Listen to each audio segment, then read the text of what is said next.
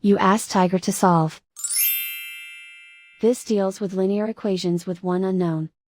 The final result is x equals 2/9. Let's solve it step by step. Group all x terms on the left side of the equation.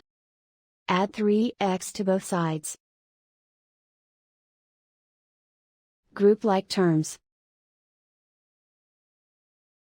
Simplify the arithmetic. Group like terms. Simplify the arithmetic. Group all constants on the right side of the equation. Subtract 7 from both sides. Simplify the arithmetic.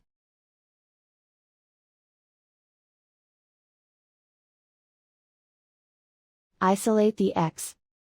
Divide both sides by 9. Simplify the fraction. And so the final result is x equals 2/9.